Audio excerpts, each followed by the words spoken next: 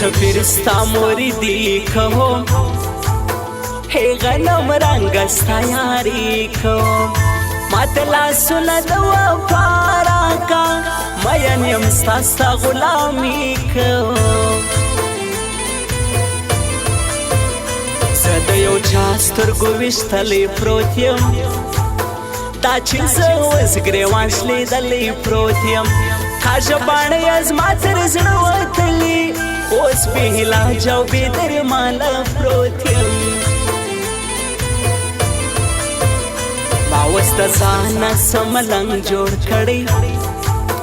زه ستاسو کلي او کوڅې ته راغلم زه په خیرات کې سپینه خوله غواړم دا زه چې تا ته اوس د شپې